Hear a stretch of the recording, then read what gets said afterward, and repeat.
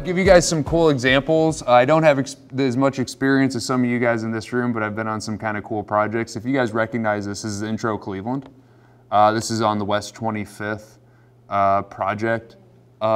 This is the tallest, at the time it was the tallest mass timber building in the country. It still remains the biggest from a square foot standpoint, 512,000 square feet. And the structure is all timber, engineered wood. That's one of my research specialties. I'm writing a book about it right now. My research track is in mass timber, which, oh my God, guys, I'm gonna give you some examples of how unique projects, you know, no matter how much experience we all get, you guys are gonna run into something new that you learn about every single project, right? Like, I've had commercial experience before I worked on this project. I've never done mass timber, right? Those costs were completely foreign to me. So what I want to talk a lot about today is how do you go and evaluate something that's what you're not used to? I'll give you another cool example on this project. What they did is right up here on this top level, this is where you can rent it out for weddings. It's a big rental space. It's beautiful, by the way. Ghastly expensive to get it. But right underneath that are residential units. So when I'm drunk at 2 in the morning doing OHIO at a wedding, right, and jumping up and down, what is this nurse that's got to work here at 6 in the morning? What do they do? Well, we put a 4-inch slab on springs. Literally, I walked in the room like, what? I can't remember the dimensions, it was every couple feet, there'd be a little cover in the concrete, you'd pull it off, and it's a spring like you would see underneath a vehicle. And they could be adjusted, and it's noise dampening, it doesn't vibrate, and you could adjust a 4-inch concrete slab. So what I'm getting at is, guys, like, you're gonna see these unique systems, and again, this is from the project management standpoint, I'd never seen that before. I put in 1 million square feet of drywall, which is a common thing throughout this, but you're gonna see these systems. Now you need to have a process in place for you guys to evaluate that and then hedge your risk. Hey, I have this unique thing that's out here. First, you need to identify that, right? And then you need to have a plan to be like, okay, now how am I gonna mitigate that risk for this crazy ass spring system that we're gonna be putting in? So it's oftentimes identifying those outliers on these projects that we talk about that throw us off. I can give you square foot costs all day of drywall installation, flooring, MEP. Okay, that's pretty commonplace stuff. But now throw mass timber, throw a spring on the 4th floor. A little bit about me. I've been associate professor at Kent State for 9 years now. I started my career with Turner Construction right out of college. So that would have been in 2010. I worked out of the Cleveland office for Turner Construction, all mostly commercial construction. My first project, Beechwood High School, we'll go through a couple of these. During that time working with Turner, I got my master's degree from Colorado State. But the cool thing, yeah, I'll talk about my education, and that's all good and well. I build buildings, even during the summers now. Again, a PhD isn't worth toilet paper in the field. It's experience. Right, it really is. So I stay active. I run projects over the summer. Last summer, I built a $9 million hotel we'll talk about. So I'm constantly in the field, not as much as you guys, but I'm constantly in the field trying to learn and see what's going on out there. I've been a project engineer, assistant project manager, been an estimator. I'm going on 11 years about in the field. I've put about $1 billion worth of work in place. But again, commercial standpoint, you know, from the project management, big commercial standpoint is where my experience is. So I got my undergrad at Kent, my master's from Colorado State, and then I finished my PhD in construction management about 2021, right? And again, a lot of my research is in practical applications. It's not in theoretical, it is looking at mass timber structures, evaluating them in the real world standpoint. This is a project I just completed. We actually just had the grand opening the other day. Up in, we did one in Madison, this one's in Geneva. I don't know if you guys have heard of the Spire Institute in Geneva. This is the hotel we just completed right in front of there. So we'll talk about some past projects We'll talk about the art of estimating. I call estimating, it's an art form. No one is going to be perfect. And what I tell people, what I evaluate from an estimating standpoint, is when we first start estimating, or if we're estimating something that's kind of on the peripheral or we're not used to, our range is like this big, right? For how accurate those costs are actually going to be. But as you guys gain experience, as you get familiar with estimating, as you take classes like this, our goal hopefully is then to hone in as close as we possibly can to the actual accurate costs of that work in place. This is where I really learned a lot about estimating and costs. A lot of my projects, when I left Turner Construction in 2013, I went and worked for a company called DCK, and I did a ton of work overseas. So I spent 4 or 5 years bouncing around islands in the Caribbean, did a project in Baku, Azerbaijan, Cabo San Lucas, Mexico, down here in St. Martin, down a little bit south in Dominica, and we'll look at a couple of these projects. So $23 million, I was assistant superintendent. The unique thing about this project was our contract type. Okay, we had we had liquidated damages tied to this project. Okay, and those liquidated damages were to the tune of $400,000 if we don't turn the project over on the agreed upon date, and $10,000 a day after that. Unique contract, very unique contract, okay? And what we did from an estimating standpoint is we hedged our risk. When you enter into a contract like that, what did we do with our profit margins and some of our costs? We had to increase it. You have to balance and hedge your risk with something like that, right? And you have to be willing to go into that with a little bit higher number and be willing to, to offset those risks associated with it. The craziest part of this project wasn't so much the constructability cost. It was day one, I'm pulling up, copper wires getting stolen right off our job coming off. Things were getting stolen like crazy, so what do we have to do? Increase site fencing, buy cameras, hire a full-time security guard. That cost us $43,000 over 2 years. Something that wasn't in the contract, wasn't in the special conditions, but it was this peripheral thing that theft was a big deal on the island. So what do we do on our next project? Carry forward that security costs. These are the things that you kind of learn that you've got to constantly evaluate and think about that have to be instilled there. Another one is the concrete batch plant. There's one. If you want your concrete, you're at the mercy of that concrete batch plant. Could be at 3 in the morning, could be at 1:30 in the morning. Whenever you're going to get it, at whatever cost, you're going to get it, right? And those were those unique, I'm not saying everything is going to be that unique, but those are those project outliers that you've got to try to think through beforehand. You guys have to understand your projects. You have to know what jurisdiction you're in. You have to know where your employees are parking. You have to know how you're going to get your material to the rooftop. These are these little things that actually have a big impact on your cost, that require you to have kind of a boots in the dirt approach to evaluating the project holistically. These little things have tripped me up more than the exterior stucco cost, right? So I always recommend, I never now put an estimate together, guys, unless I put my eyes on the project. And that can happen in a number of ways, which we'll talk about that. Matterport could be digitally. It could be a Zoom call. It could be you guys have to really absorb as much as you can about your projects before you're ready to start putting an accurate bid down, because those little things are what have the big cost. I'm from Jefferson, Ohio, up in middle of nowhere, Ashtabula County.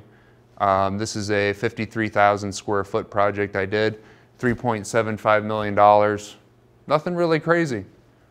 Nothing really crazy happened here. It's a warehouse with a basic office addition. From an estimating standpoint, we had very minimal change orders because the building was relatively straightforward and easy. It's a kit building, big open space, nice and comfortable.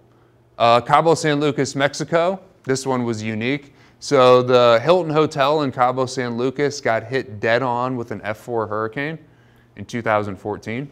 And what's unique about this from a cost standpoint, estimating standpoint, we had two really owners in the room. I'm sitting there with Hilton, the actual owner of the hotel from Israel, and then the Chicago-based nationwide adjusters.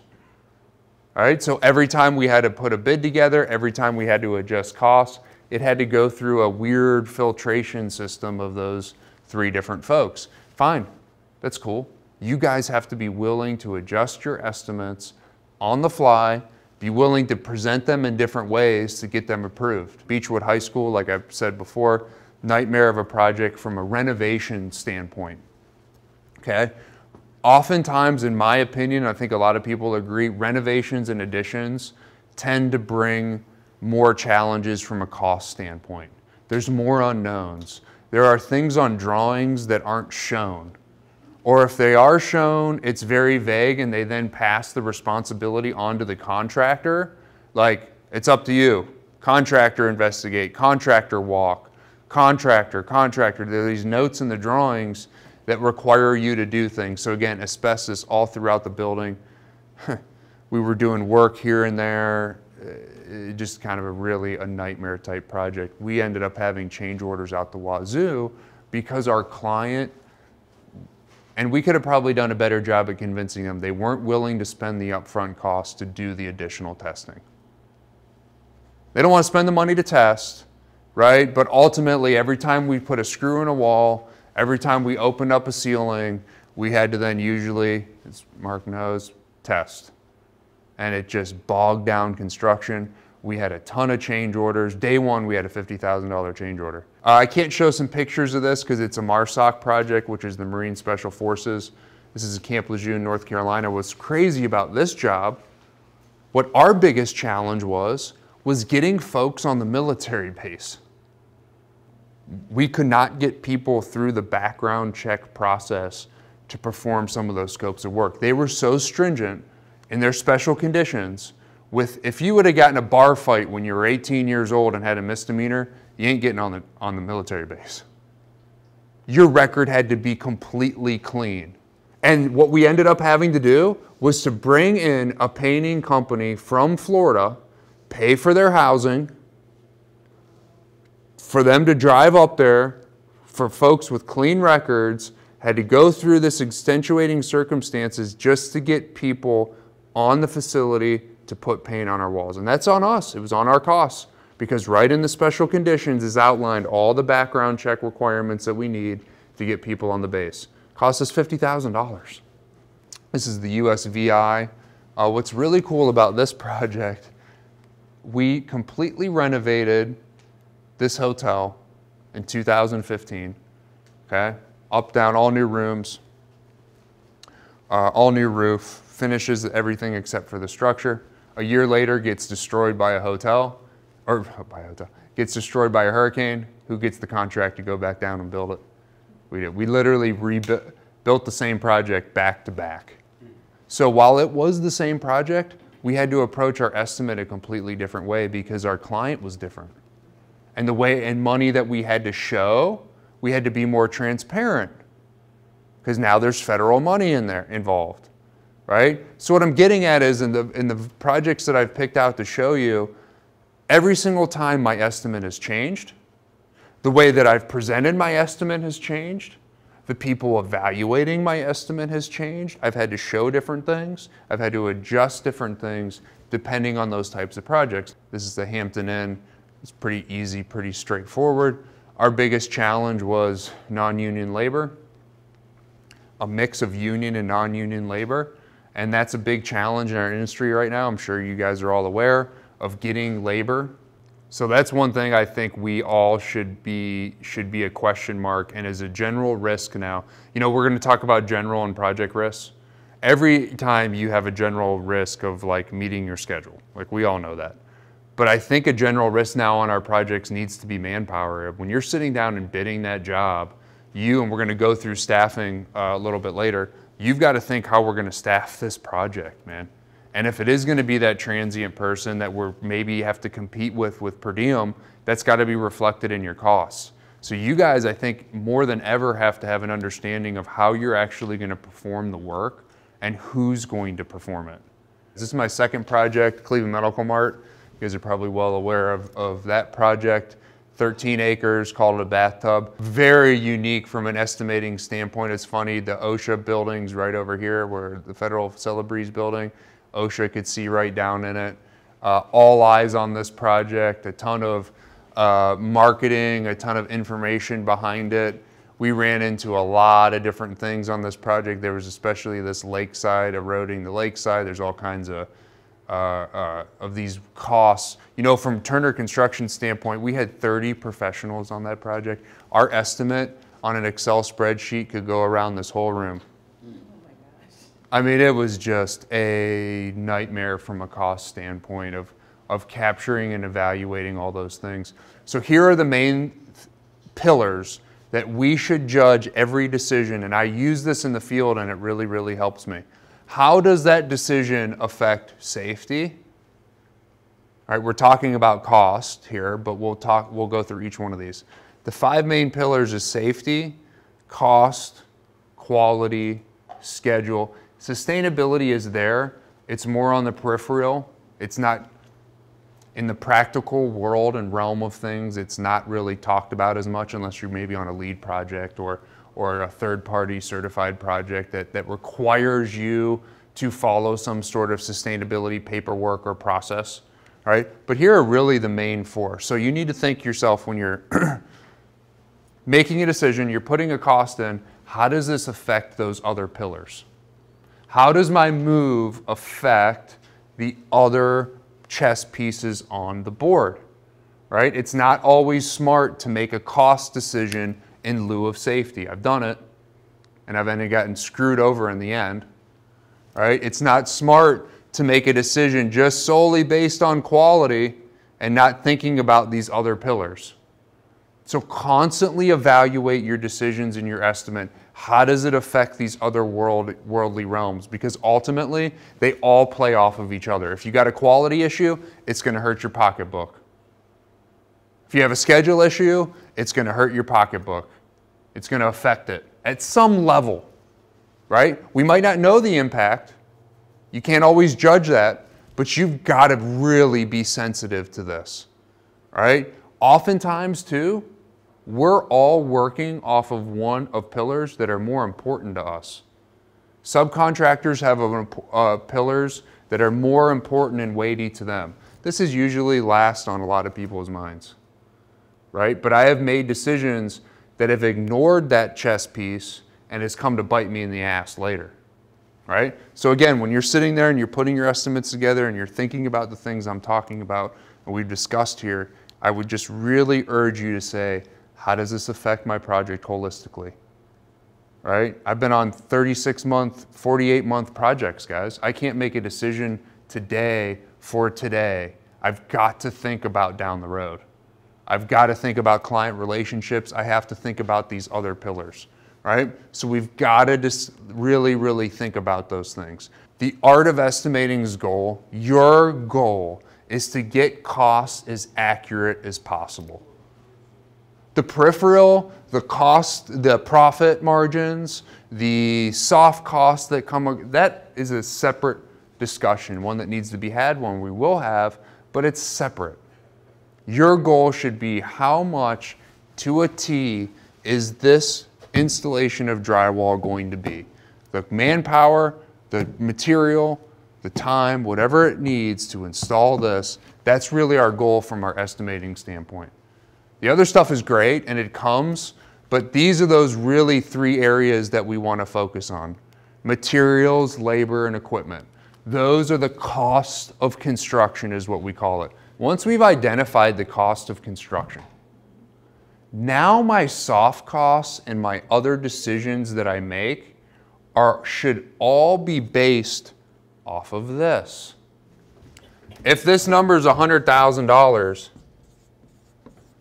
right? My risk profile, my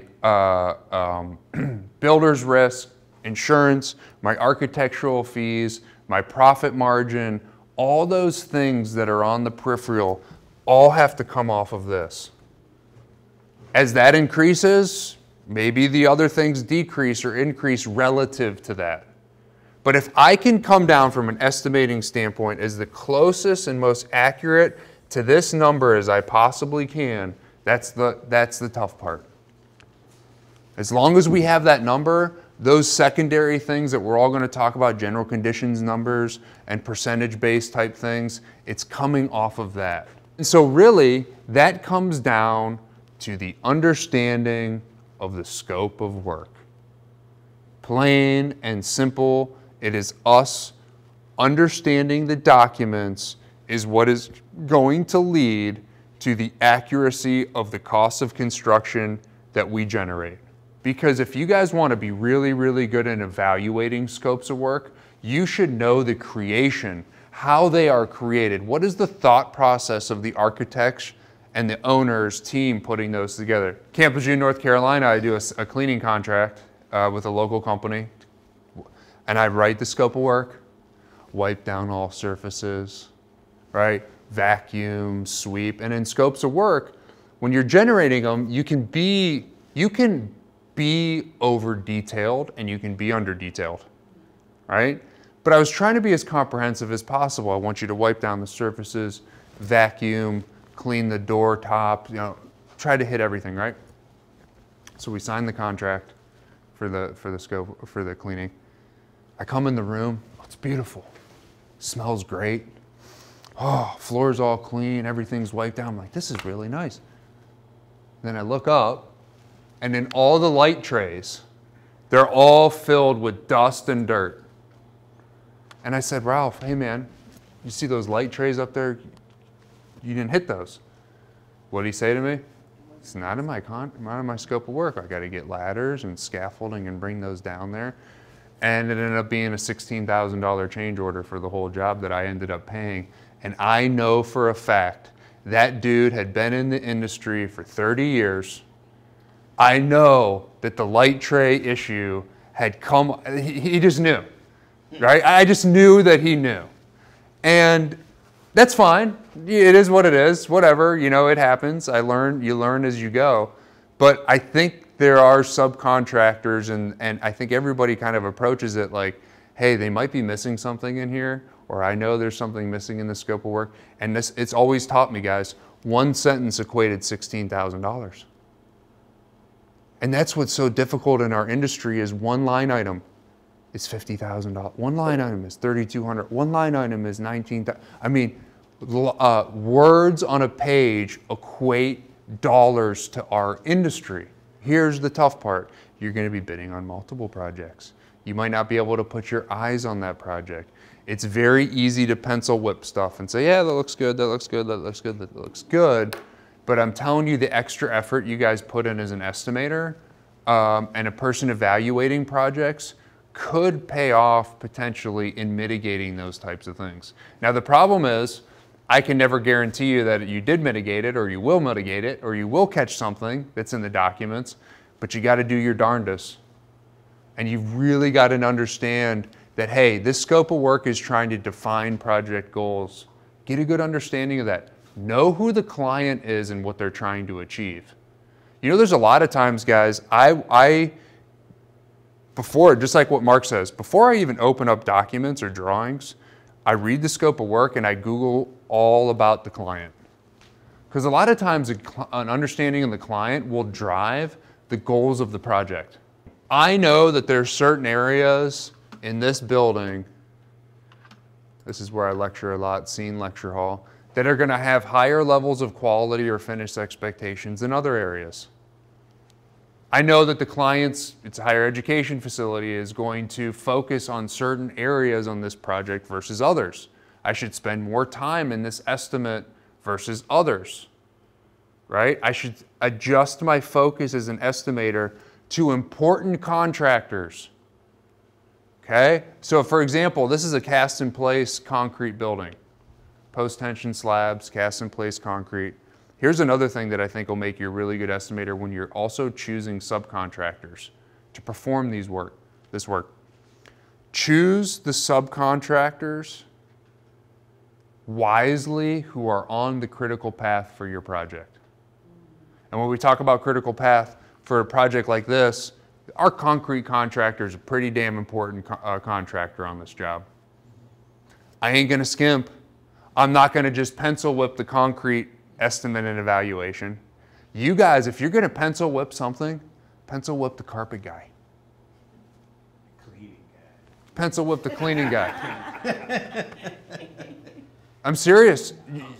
If you're gonna choose your time wisely, choose it to the important aspects of that project.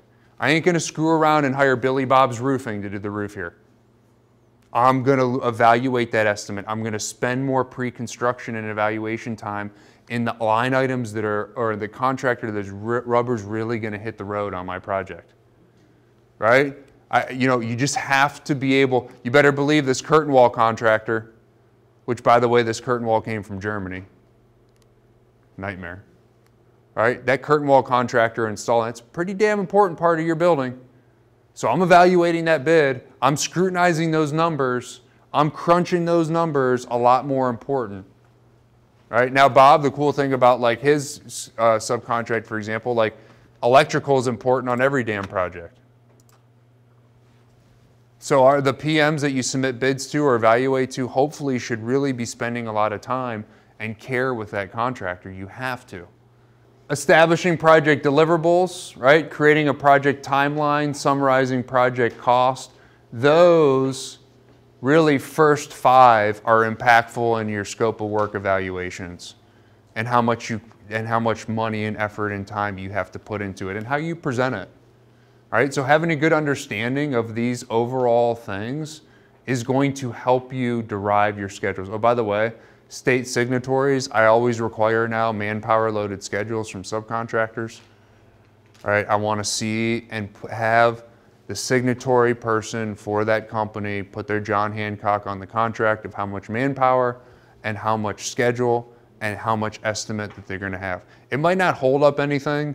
It might not help you down the road, but it's always nice to just say, hey, I've got the person who's the mover and shaker at this company, has their name attached to an estimate, a schedule, and how they're going to perform that work. All right? And that might be smart for some of you guys from a subcontracting standpoint to provide to the client to help you better understand how you guys are going to achieve the work. So again, project objectives. We've got to understand what is the issue and what are we trying to achieve on the project. What is the client trying to achieve? This is going to drive your estimate. If it's like at the Kent State CAED guys, I have exposed concrete floors and I know that they want certain areas to be bougie because this is going to be the hallmark project on Kent State. It's a big deal. So that means I better spend a lot of time in these common areas when I'm evaluating drawings. I better spend a lot of time understanding these drawings. In the big lecture hall, the first thing I'm thinking about when, oh, this is an important room. So before I even look at the drawings, I know the objectives of the space, and in the Kent State CAD, we have barreled ceilings, level 5 finish. I always tell our students, look up, that you're sitting under a $250,000 ceiling, right? Whereas you're just doing an estimate, oh, drywall ceiling. Drywalls. No, if I know, holy shit, this isn't that big area, I know it's going to be important. There's floating and clouds and all this crazy shit. Asterisks. I'm going to focus on that area, right? No one cares what the damn utility closet looks like. I can pencil whip that area a little bit. I can skim through that a little bit. But because I know it's a higher education facility and it's the stalwart and everybody wants to come and look at it, I know in that main area there's going to be an additional cost because of the expectation of those finishes. When's the project starting? When does it need to be finished? And in conjunction with when do certain things need to be finished within the project? For give you an example, the new Kent State Business Building, it's supposed to be turned over in fall 2024. Us annoying ass professors demand that our offices are ready a month before the building opens because they want to move all their cool diplomas on the wall and stuff like that. So in that contract, it's, hey, you're turning the building over on February, you're handing me the keys in 2024, but you're going to have the offices finished in the summer. So now you'll have projects where it's like, I've got certain things that are due at certain times, affects my estimate, affects the way that I align types of things, and that all comes from just understanding the project goals and objectives. What needs to get done in order to go from where you are now to a finished project? That's kind of a common one. Deliverables. This is super important. Deliverables, I've seen very, very unique ones. Mock-ups.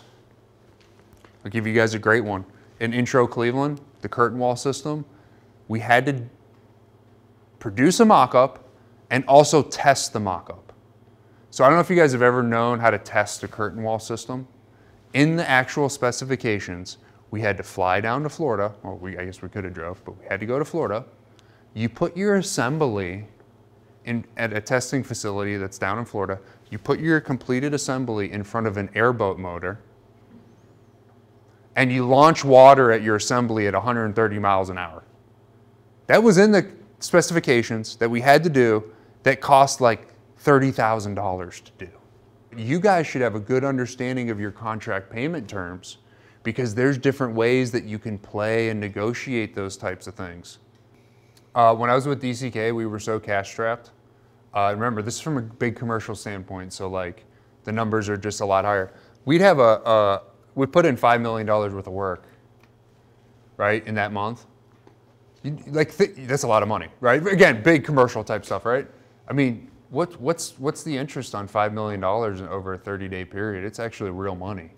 Good money. We would literally just not pay people to just not pay them for that 30 days because I'd rather have the money in the bank. We can make money off the interest. We were that cash strapped. And what it does, the old terminology, shit rolls downhill, right? You know, unfortunately, the lower contractors usually pay the price for that.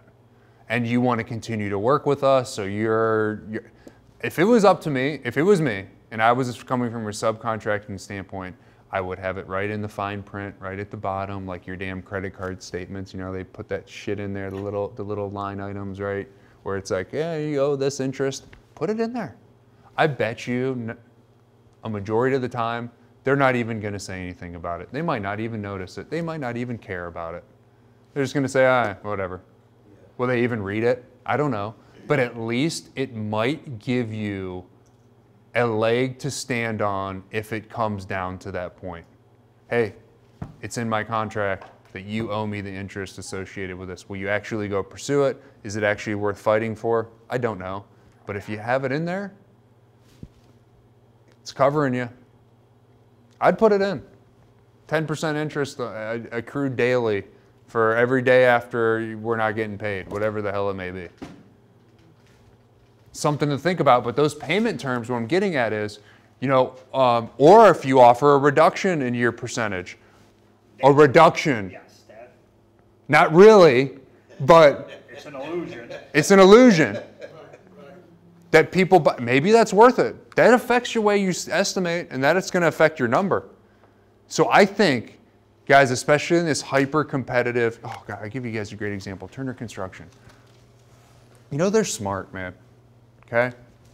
When I first started there, they said, why are we paying a third party to provide builder's risk insurance for us? You know that Turner Construction used to go get Nationwide or Liberty Mutual or whatever to cover issues and accidents, builder's risk policies on jobs, right? Client requires it. And they said, why are we paying them 2%, 1.5%? When we're training our employees on safety, and we're coming in on these projects really, really safe because we invest so much in this training. Why don't we offer the insurance? So you know what a group of people did who are multimillionaires now at this point? They broke off and created TSIB, Turner Surety Insurance Brokerage. They started self-insuring jobs. One of my first jobs was a CSIP self-insurance job. That is a spin-off of Turner looking at the spreadsheet and saying, where can we carve out a percent? Where can I pick up 0.5% on a job? It's cheap. Oh, you want to go to the next level? Have you guys heard of Ladders Last? Most people laughed at Turner Construction. They laughed in their face. You know, on Turner Construction jobs now, you have to pull a permit to use a ladder. No way. And you better lay it down. Dude, you have to physically, I know, everybody's like, what the hell are you? When you close your eyes and you think about construction, like what does construction look like? A ladder is a ladder, a hammer, a truck, like it goes hand in hand with construction. Well, let's peel back the onion and understand why they're doing that, okay? That's how smart they are, because they're looking for the percentages. Their biggest accidents on their job sites that they're self-insuring, by the way, are from falls. It now requires the contractors to go buy scaffolding, right, and use scissor lifts. So what happens to the bids? They're going to be more expensive. It's going to cost more money. Who pays for that? The client. How do they sell it to the client? You're going to be safer, Wendy. Here's the data on the project. You're going to pay a little bit more, but we're going to save Jimmy John's arm when he falls down and breaks it. We're going to be more safe on our job site. So the contractors are more, or the clients are saying, okay, we'll do that. Oh, we're more productive because we're working off platforms and all this stuff. But what they're really doing, yes, they care about people's safety, of course, but what they're really doing is saving on the back end because they have less accidents and injuries that the client is paying for and they're self-insuring. So why should you guys, from an estimating standpoint, not look at similar things? Now, I'm not saying you go create your own insurance company tomorrow. That might not make the most sense, but if you can carve out 0.25% here, if you can make a little bit here, inflate a little bit over here, it's a fine line to doing it, but it's worth it. Of looking for ways that you can add value, because they are. Ladders last. The damn helmets now with the chin straps on them. I can't. Everybody laughs. Guys, and most people in the field, they laugh at all that stuff. These guys are idiots. I got to wear this shit. There's deeper reasonings behind it. It's all monetarily driven of how because ultimately, guys, you guys are great, experienced people, and you all are going to be estimating pretty much that scope of work. Your competitors at Precision are just as seasoned as you, right? And they're probably sitting down and estimating in a very similar standpoint. You guys are pretty much looking at those costs very, very minutely. So the difference in you guys being a successful estimator or making more money on your jobs has to be operating in that peripheral world of the little things. Expected outcomes. Looking for an increase in sales. Are we looking for an increase in traffic? What is our expected outcome from a estimating and constructability standpoint from this job? Maybe this job, kind of like what we were talking about before, you won't lower your number, to get out there, but maybe getting on a job like this will increase your traffic, will increase your name. It might have cost impacts further down the road. Remember, you're playing chess, not checkers. Right? Now, it's hard to think about and it's very hard to quantify, but it's something that you need to think about holistically. Hey, I'm going to be with this organization, this company for a while. What's the long-term impacts of the outcome on this job? How important to me is the relationship with this client? It's a fine line, but you got to make that investment. It's just like safety, what Turner Construction talks about. If you don't invest in safety, it's going to get you. But if you do, you can't overinvest as well. If you invest too much, and it's very hard to quantify. I ran safety on a job for Turner Construction when I first started coming up, and it's like, it sucked because I don't know how many people I actually saved. Or like me yelling at Ralph to get his glasses on, and the next thing you know, a shard hits it and I just saved your eye. You'll never know that. You'll never really know that impact. It's a very hard thing to quantify, but we do know if you don't invest in it, that your EMR number, which we can talk about, and it will eventually erode. So it's a very fine gauge of thinking about how much do I give to invest in the future with working with folks? Or how much is this going to pay me out front? It's very, very hard to quantify. From a project management standpoint, from the PM, construction manager, I hated change orders. We get a 10% markup on them, but it usually never even made financial sense for us because of managing it. Tracking the process took so much time and energy away from me that oftentimes it's not really even worth it for us. And the subcontractors, yeah, it's worth it for them at that standpoint, but it's a fine balance of how much you rely on those versus how much, you build in or you should. It's just kind of a fine line. And guys, none of these things, I always tell people it's so hard to teach construction management because there is no definitives.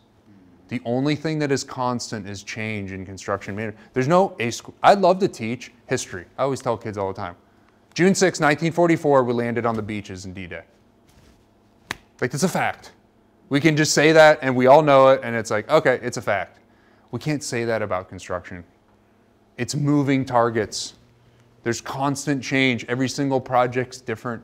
Every single one has different impacts and contract types and all these unique things that we have to think about and play for. What our role is in this whole thing is, obviously if the bids are too high, you're not going to get the job. But I will tell you this, and if you anytime you get shit for not getting a job or missing out on a job, you always need to think about this. Some of the best jobs I ever did as an estimator are walking away or ones that I didn't get. Don't ever think just because you didn't get it that it wasn't the right, like, oh man, I'm really down on myself. I'm telling you right now, think about that and keep that in the back of your head. Some of the best jobs I ever did were ones I did not get or decided to say, I'm good.